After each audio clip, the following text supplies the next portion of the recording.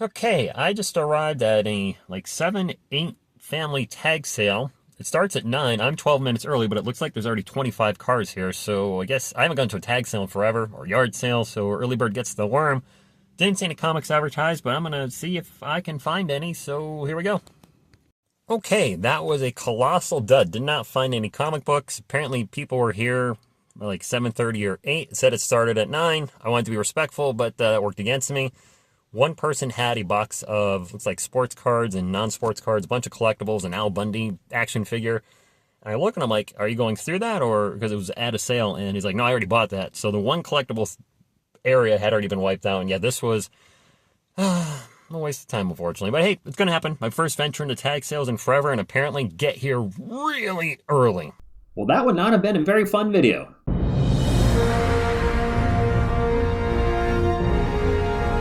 Hey everyone, welcome to Fellowbox Comics. My name is Rich, and while that tag sale footage was a dud, I did get some comic books over the weekend.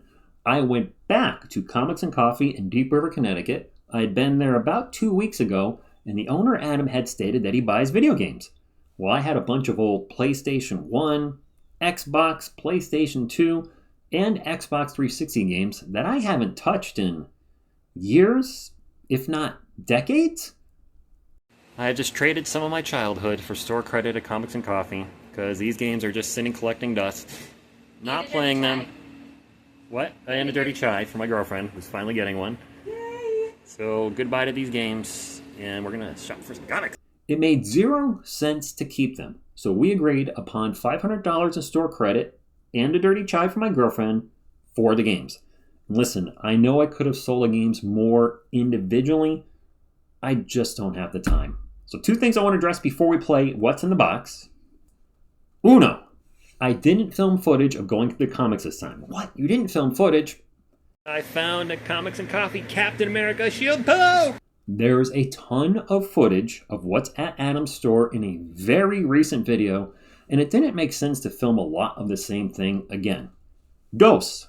Adam occasionally has sales at his store, and the thought crossed my mind, what if I just wait to a sale? Then I can get even more comics.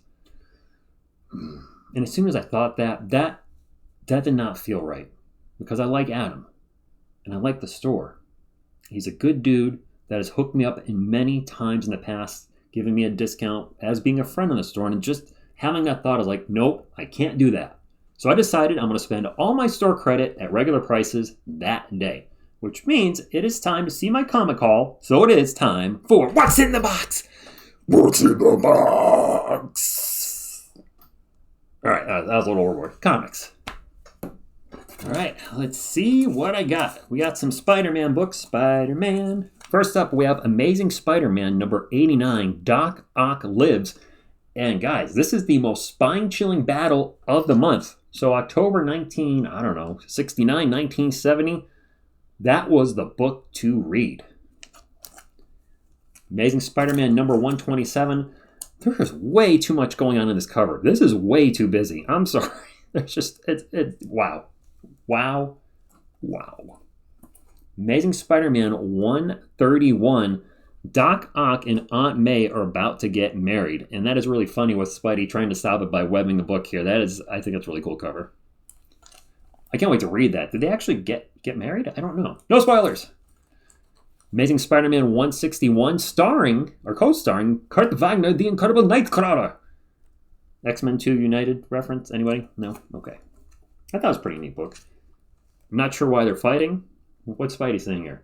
And if that isn't enough trouble, the Punisher is gunning for Spidey to... Oh, is this... I don't see the Punisher on the cover here, but it mentions a Punisher. Does he make a cameo in here? I don't know. I'll find out when I eventually read that book. All right, up next, and this book is not tape pulled because a recent Spider-Man annual I got, I did tape pull a little bit, did not tape pull this one. This is heavy.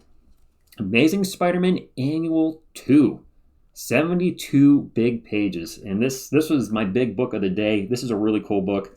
I still need Annual 1, but to at least knock off Annual 2 from the list of Spider-Man books I need, which is a lot, and it ain't going to be cheap.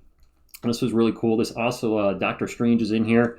Really cool cover with Spider-Man, his head, and just a lot of Spider-Mans flying around. And I want to go off on a little tangent here on this book and Comics and Coffee for a moment if I could. Adam is a really good and reasonable local comic store owner. I saw the price and I asked if he had any wiggle on the price because the book was marked 200. And I was like, this is this high? And I told him, like, I don't really know what this book goes for. And he checked eBay, checked recent sales, and he gave it to me for the same price as one in a similar grade, $4.90. We were talking, and it seemed like maybe the price was closer to the boom price than recent pricing. I said, whatever it was, who the heck knows? But for him to look up the book and give me a better price, especially that much of a better price, didn't have to do that, but he did. But also, while looking at this book, this made me really just appreciate raw books. I understand why we have graded books, CGC, CBS, PSA, PGX, whatever your preference is, EF, EGM, EF, whatever. There's one with an E. Can't remember the name of it. But it really made me appreciate raw books. Yeah, the graded book thing, I get it. I have 25 myself, and I understand if you're buying a really big book, why you want to have some kind of level of protection, not only for the book being in the case, but just it's been reviewed by a third party. But I got to say, looking at this, it made me just think, too many books are getting graded. The notion that a book is worth more because it's graded, I think has been really bad for the hobby and still is. There's so many books, low-grade books or newer books that are just getting graded left and right. And when you do that, it's not a book anymore. It's a piece of art, which if you like collecting art, good. But with raw books, I like holding it. I like opening it. Experiencing that thrill that a child did maybe 60 years ago, saving their lunch money, saving up a quarter to buy this book off a newsstand and read it and have that thrill of, getting home, Mom, Dad, I just got 72 big pages of Spider-Man, and then jumping on their bed and reading it or rolling it up and putting it in their back pocket, whatever they did. And you're not going to get that experience with a graded book. Not knocking graded books, and I understand why they are here. I just think there's too many of them. Way too many of them. All right, off to more books. For those of you that love graded books, please, again, don't take that as a knock. I just think the hobby got a little carried away during the boom. All right, some books I was not planning on getting, but I saw them and I was like, you know what? I'm going to grab these. Why not? Fear number 20. This is when the series shifts to Morbius, and I don't know how many issues Morbius was in there, maybe till the end. When I saw this, and I'm like, is he man, monster, or both? Well, dang it, I need to know. I ain't watching the movie again. Not Morbius number 1, Fear number 1. That's a pretty neat cover. I like that. I don't know who that is in the background. It's the uncanny caretaker. My mind wanted to read this as the Undertaker. Rest in peace. Anyway, I used to love the WWF. I like how they keep mentioning fear-fraught thrills and tradition of Dracula. I'm guessing that was maybe a selling point for Marvel, trying to say, hey, here's Morbius. He's a cool dude. If you like Dracula, you'll like Morbius. We have issue number 22 of Fear. And what's really weird about this book, if I may, it's Adventures into Fear on the top, with Fear in the red outline. But when you look these up in the overstraight, it's under Fear. I thought it would be Adventures into Fear, but it's just under Fear. I wonder if it says Fear on the first page. Fortunately, we don't have the issue with Blade in it, which was either 22 or 20, or 23 or 24. We jumped to number 25. What's this say? Oh my gosh. You always kill the one you love? Moving right along. Issue 26. More about the caretaker and a stillborn Genesis. Oh, I don't even... Man, these 70s horror books, they're cool. Maybe a little weird. I don't know if guns worked against Morbius. Here in issue 27, I'm going to assume probably not, and that bullet did absolutely nothing. Which is what you are about to become. Yeah, I tend to quote things a lot. Issue number 28. Is this the same girl that keeps showing up in each issue? I haven't read these yet, obviously, and I'm missing a few issues, so I cannot read them, but I see he's got this girl with him in every issue. Oh, that's it for Fear. But these are really cool. So I do want to complete the Morbius run. And speaking of runs I wasn't planning on getting, we got a whole bunch of giant-size books. Fortunately, the first one I'm going to show you is a dupe. I have giant-size Captain America number 1. Didn't realize it when I picked it up. My buddy Ken doesn't have it. He actually texted me. I didn't even know there was a giant-size Captain America one. So you've heard me maybe mention my buddy Ken a few times on the channel. I'll be trading this to him. Love me some Defenders, and even though I have a run of Defenders 1 through 100 and their first 3 appearances in Marvel Feature 1 through 3, I didn't have the giant size books. I do now. Giant Size Defenders #1. Really neat cover with Hulk, Submariner, and Doctor Strange busting right out of the comic, coming at you. Kind of odd, though, that Valkyrie is part of the team, but not featured on the book, yet Silver Surfer is there. Now we have Giant Size Defenders 2. Son of Satan. Okay. There you go. Valkyrie is on the cover. Looking forward to reading those someday. And I say someday because I'm behind on my reading. I have a lot of comics and it's going to take a while to get caught up. A little giant size Iron Man versus Angel, Hawkeye, and Captain America. Always neat when you have multiple heroes fighting one another. A little civil war, if you will. And then we stick with the other man. It's Giant Size Power Man. What's it say? An annual collection of Luke Cage's greatest adventures. A rage of retribution. Gosh, I just started thinking. I saw this, and I'm a nerd, I'll admit it.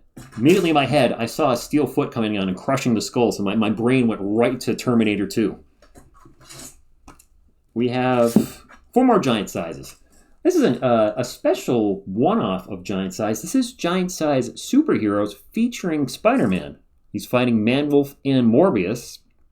Those black covers, man, tough to find a nice shape. Got a little ding on the top, right over the word comics, but otherwise, really nice shape. Neat book. I had to look this one up.